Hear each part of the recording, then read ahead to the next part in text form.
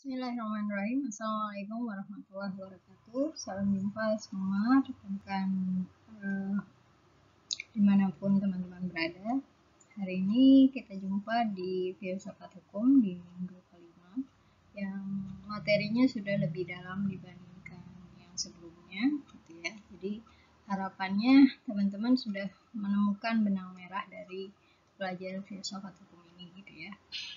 Baik, kali ini saya akan sedikit menjelaskan tentang terutamanya yang kedua, yaitu teori kedaulatan rakyat. Ya. Jadi dari perjalanan filsafat gitu ya, sampai dengan pada titik kedaulatan rakyat, maka sedikit banyak akan saya gambarkan gitu ya sejarah yang terjadi gitu, perjalanan manusia sampai pada titik mereka membutuhkan adanya kedaulatan rakyat, gitu ya. Kalau di Inggris itu kedaulatan disebut sovereignty, dan Prancis disebut sovereignty, gitu ya. Kemudian Italia menyebutnya sebagai soveranus. Sementara untuk bahasa Latin biasanya menggunakan supranus, gitu ya, hampir sama dengan Italia, yang artinya kekuasaan. Nah, asas atau prinsip bernegara yang menghendaki agar kekuasaan tertinggi ada di tangan rakyat, gitu ya. Karena dari perjalanan ketika kita belajar tentang ketuhanan, gitu ya, ada sejarah Dark Ages itu yang menggambarkan adanya pengalaman yang tidak enak ketika raja itu memegang kekuasaan tertinggi dalam suatu masyarakat. Nah, contoh dari teori kedaulatan rakyat itu tokohnya adalah John Locke dan juga J.J. Rousseau. Ya. Nah, ini John Locke, dia merupakan pelopor monarki konstitusional, monarki yang membutuhkan adanya undang-undang, gitu ya, yang berpendapat bahwa manusia sejak lahir mempunyai hak pokok, yaitu hak hidup, hak merdeka, dan juga hak memiliki. Lagi-lagi, teman-teman juga harus memahami bahwa pemikiran John Locke ini dipengaruhi oleh pengalaman buruk, gitu ya, yang dia alami ataupun sejarah yang dia baca, gitu ya. Hasil refleksi diri dia bahwa sebenarnya manusia itu harusnya dijaga ini hak pokoknya, yaitu hak hidup, hak merdeka, dan juga hak milik, gitu ya. Jadi kalau teman-teman kembali membuka tentang masa Dark Ages itu kan pemilikan barang maupun pemilikan ladang maupun hasil panen para petani itu kan dirampas oleh raja dengan menggunakan bahasa tangan Tuhan, yaitu dengan adanya pendeta-pendeta, gitu ya. Sabda Tuhan itu, firman Tuhan itu, gitu ya, menggambarkan bahwa kalau kamu nggak memberikan lumbung padi ini, gitu ya, maka kamu akan menjadi orang pendosa dan berikutnya, ya. Sehingga dengan latar belakang tersebut, John Locke kemudian mengangkat satu konsep, gitu ya, bahwa perlu adanya penegakan terhadap hak pokok manusia itu sendiri, yaitu hak hidup, hak merdeka, dan juga hak milik.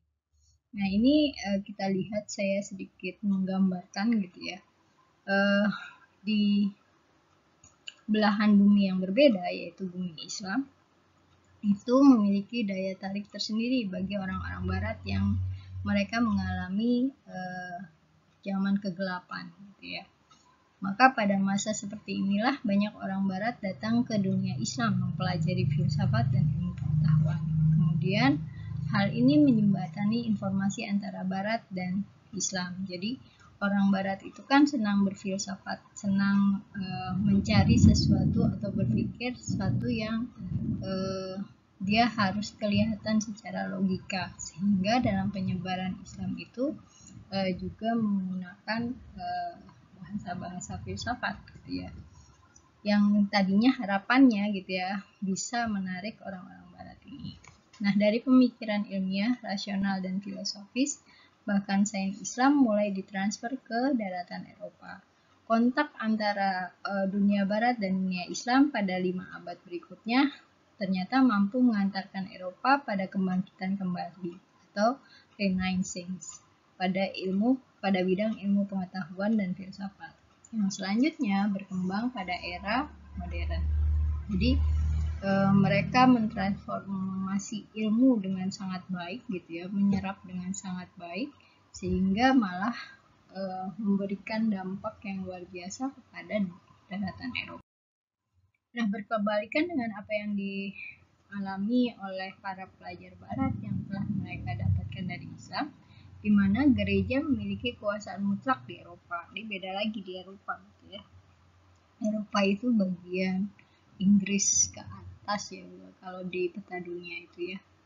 Di mana gereja memiliki kekuasaan mutlak di Eropa, yang artinya dia teokrasi seperti yang kita bahas di pertemuan sebelumnya, menimbulkan era baru sehingga melahirkan adanya kelahiran kembali atau Renaissance, yang era ini merupakan manifestasi dari protes para ahli yang belajar dari Islam terhadap kekuasaan gereja yang mutlak tersebut. Pada zaman ini, hidup manusia mengalami banyak perubahan. Bila pada masa pertengahan perhatian orang diarahkan ke dunia dan akhirat, maka pada zaman modern ini hanya pada kehidupan dunia saja.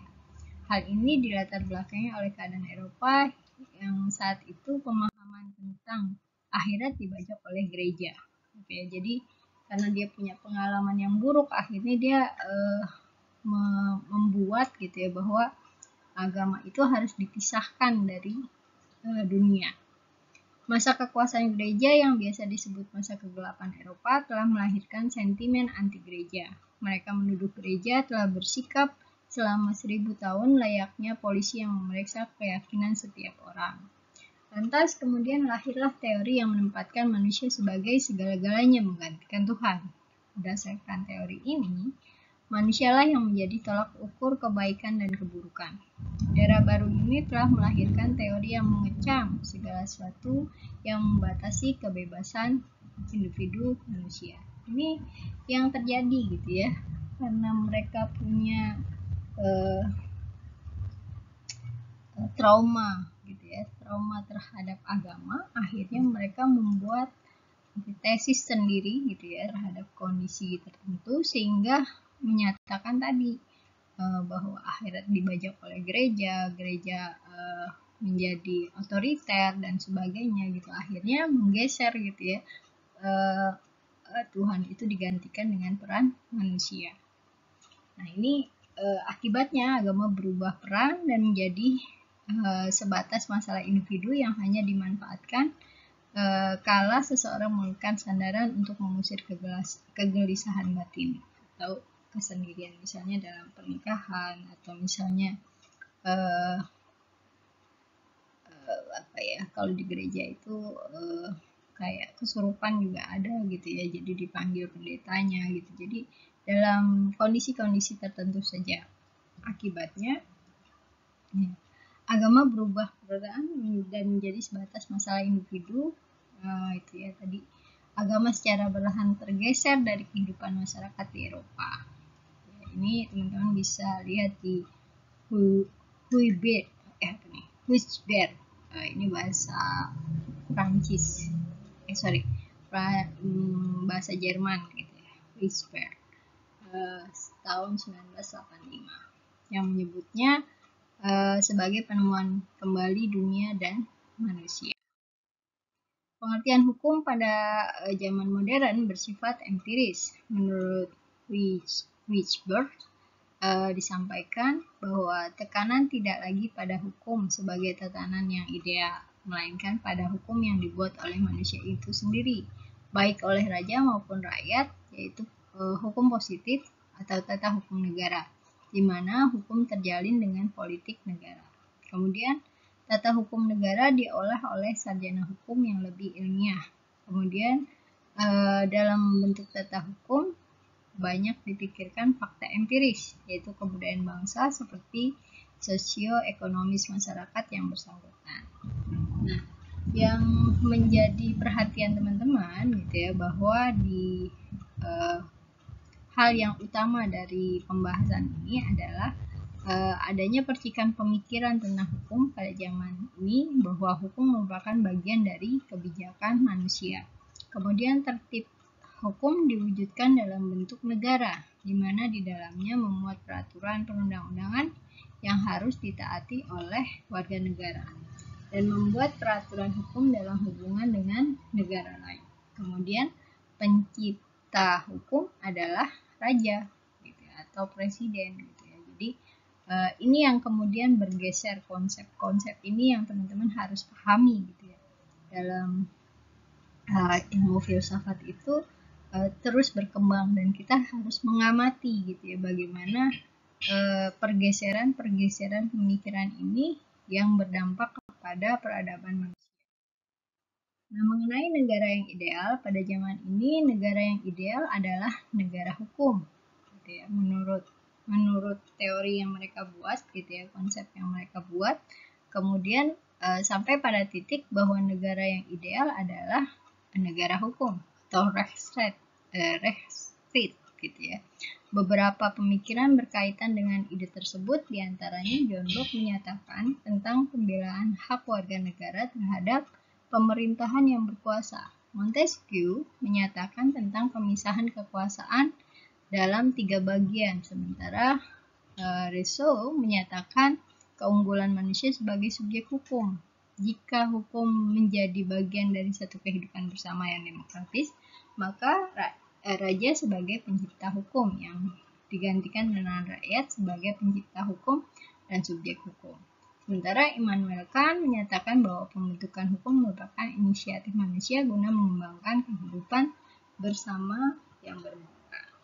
Jadi ini intinya gitu ya. Adanya pergeseran-pergeseran itu hingga melahirkan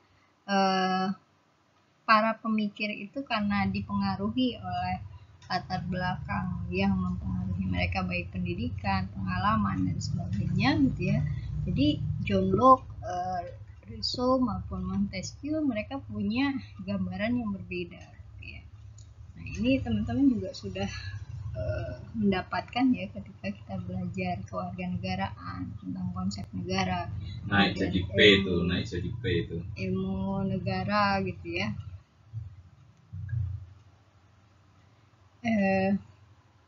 Baik, tadi ada sedikit tambahan gitu ya. Saya lanjutkan. Baik, di tahun 1776 gitu ya, terjadi revolusi Prancis di 1789, hingga ini menjadi tonggak gitu ya, adanya pergeseran Renaissance gitu. Revolusi Prancis ini dijiwai dengan semboyan liberty, equality, dan fraternity gitu ya, kebebasan atau persamaan gitu ya, yang menuntut satu tata hukum baru atas dasar kedaulatan rakyat. Maka tata hukum baru itu kemudian dibentuk oleh para sarjana Prancis atas perintah Kaisar Napoleon.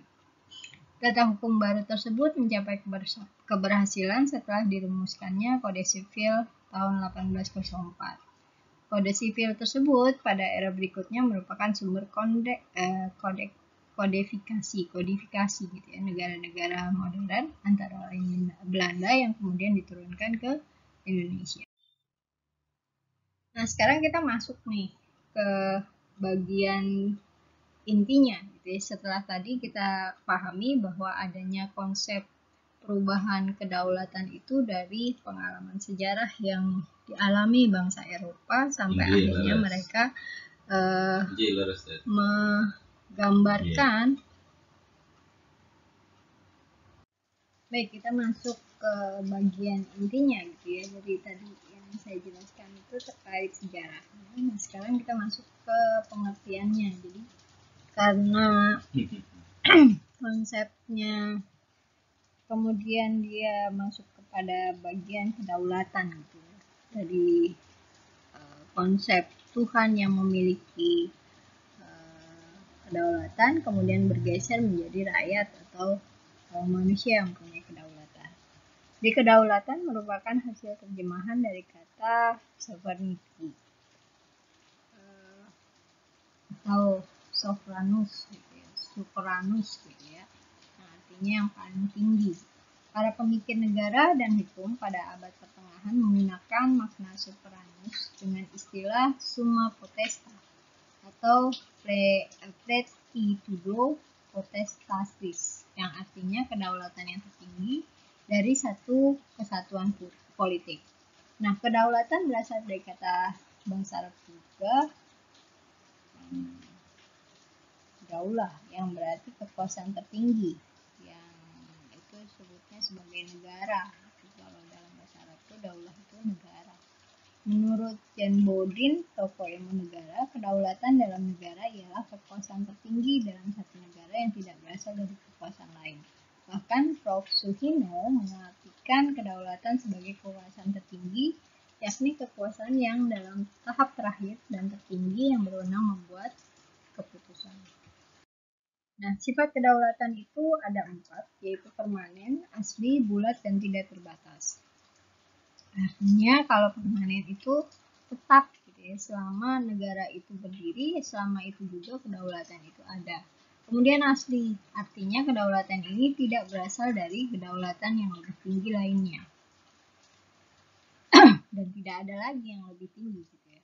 Dia berpendapat bahwa kedaulatan tertinggi ya yang ditetapkan itu rakyat atau negara. Kemudian yang ketiga bulat, artinya kedaulatan itu tidak dapat dibagi-bagi, yang merupakan satu kesatuan kekuasaan tertinggi dalam satu negara. Kemudian tidak terbatas, artinya kedaulatan ini tidak ada yang membatasi, sebab jika ada yang membatasi, maka lenyaplah sifat kedaulatan. Kemudian jenis kedaulatan ada 2, yaitu kedaulatan ke dalam dan juga kedaulatan keluar. Maksudnya apa? Yaitu kedaulatan tertinggi ke dalam negeri itu untuk mengatur fungsinya. Pemerintah berhak mengatur segala kepentingan rakyat melalui berbagai lembaga negara dan perangkat lainnya tanpa campur tangan negara lain. Jadi dia bisa ngatur apa aja gitu ya di dalam negaranya. Kemudian kedaulatan di luar adalah kekuasaan tertinggi di dalam negara untuk mengadakan hubungan dengan negara lain serta mempertahankan wilayah dari berbagai ancaman dari luar. Nah, ini macam-macamnya. Contohnya kekuasaan pemerintahan negara Indonesia untuk menyelesaikan masalah jumlah pengangguran yang banyak. Kemudian kedaulatan keluar, misalnya Indonesia bekerja sama dengan Malaysia menyelesaikan masalah pengangguran gitu ya, dengan program tenaga kerja Indonesia. Nah, bagaimana cara pandang tentang kedaulatan? Itu ada 2 aliran, yaitu monotisme dan juga pluralisme. Monotisme menyatakan kedaulatan adalah tunggal, tidak dapat dibagi-bagi, dan pemegang kedaulatan adalah pemegang kewenangan tertinggi yang wujudnya personal atau lembaga. Jadi, wewenang tertinggi yang menunjukkan wewenang yang ada dalam negara tersebut. Sementara pluralis adalah ajaran yang menyatakan bahwa negara bukan satu-satunya organisasi yang memiliki kedaulatan. Banyak organisasi lain yang berdaulat terhadap orang-orang dalam masyarakat, sehingga tugas negara hanya mengkoordinir organisasi yang berdaulat di bidang masing-masing. Kemudian yang berikutnya, kedaulatan menurut Undang-Undang Dasar 1945. Sebelum perubahan, Indonesia adalah salah satu negara yang menganut teori kedaulatan rakyat. Terlihat dalam pembukaan Undang-Undang Dasar 45 dan juga dalam Dekret 5 Juli 1959. Kedaulatan ada di tangan rakyat dan dilakukan sepenuhnya oleh Majelis Permusyawaratan Rakyat. Nah, setelah perubahan terjadi perbedaan gitu bahwa kedaulatan di tangan rakyat dilaksanakan menurut Undang-Undang Dasar yang memberikan konsekuensi terhadap fungsi kewenangan negara lembaga negara, terutama lembaga MPR sebagai pelaksana kedaulatan rakyat sepenuhnya.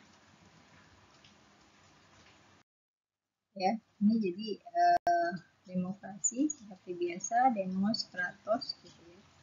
Kekuasaan dan demos rakyat, kratin atau kratos adalah kekuasaan atau kekuatan.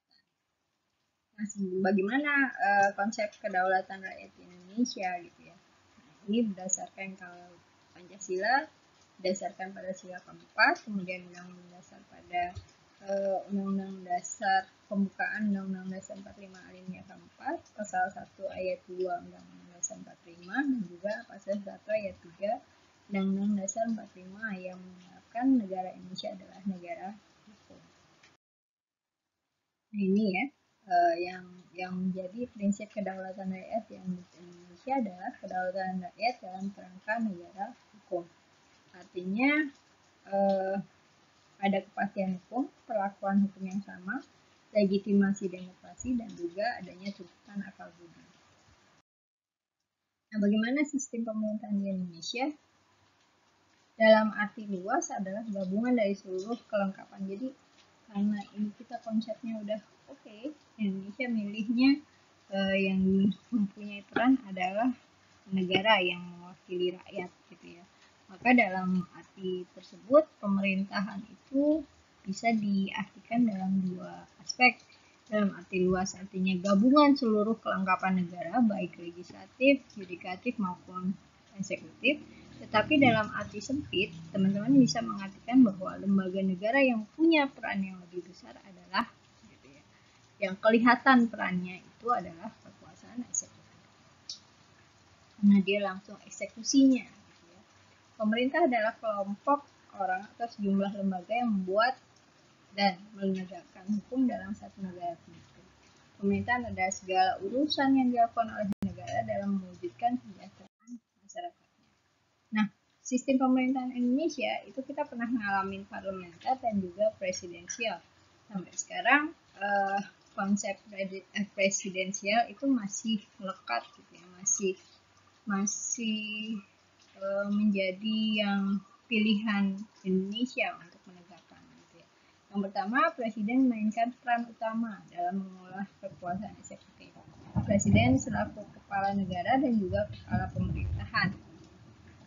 Presiden tidak bertanggung jawab kepada parlemen. Presiden tidak dapat membubarkan parlemen. Gitu ya. Parlemen tidak dapat menjatuhkan presiden kecuali dengan alasan khusus yang diatur oleh Undang-Undang 45. Jadi dia ada keterbatasan. Kenapa dipilih presidensial gitu ya? Karena ini berdasarkan tadi sejarah yang dialami oleh Indonesia sendiri sampai pada titik presidensial itu dianggap masih lebih mewakili semua harapan dan keinginan dari bangsa Indonesia. Nah, sistem pemerintahan, hubungan dan tata kerja antar lembaga negara, pelaksanaan kedaulatan rakyat. Jadi, sistem pemerintahan ini penting teman-teman ketahui juga untuk melihat hubungan dan tata kerja antar lembaga. Gitu ya. Kalau presidensial berarti yang lebih berperan itu presidennya. Gitu ya. Kalau parlemen itu nanti ada nominasi parlemen legislatif dan juga kepala negara itu nanti dia harus bertanggung jawab pada parlemen. Ini pelaksanaan lembaga pelaksanaan kedaulatan rakyat. Nah, sebelumnya kita lihat nih MPR itu mempunyai posisi yang lebih tinggi dibandingkan yang lain. Sampai kemudian terjadi perubahan dalam Undang-Undang Dasar itu sendiri di amandemen sampai posisinya semua sama. Ya. Nah, ini kemudian teman-teman bisa cermati gitu ya. Bagaimana dengan kekuasaan yudikatif? Yudikatif itu, jadi kalau di Indonesia kan Banyu Mas Kirano istilah guru. Selanjutnya teman-teman bisa lihat lah ya. Ini bagian-bagian dari yudikatifnya. Ada Mahkamah Agung, kemudian juga ada Komisi Yudisial, kemudian ada Mahkamah Konstitusi, Nah, ini Mahkamah Konstitusi itu memutuskan sengketa lembaga yang kewenangannya diberikan, memutuskan pembubaran partai, kemudian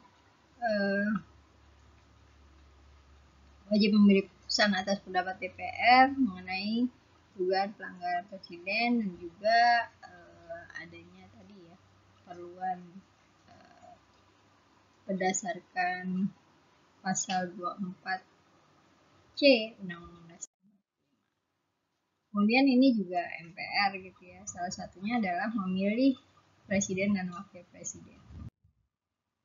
DPR itu membentuk undang-undang dibahas dengan presiden untuk mendapatkan persetujuan bersama. Ini juga ada DPD yang secara garis besar teman-teman nanti akan dibahas lebih dalam gitu ya di ilmu negara dan juga hukum tata negara. Kiranya demikian yang ingin saya sampaikan. Mohon maaf ya jika ada suara-suara yang masuk ke dalam rekaman saya. Mohon dimaafkan. Jika ada yang belum paham, boleh kita gunakan ruang forum dan boleh teman-teman menanggapi gitu ya pertanyaan temannya. Kita akhiri dulu. Assalamualaikum warahmatullahi wabarakatuh.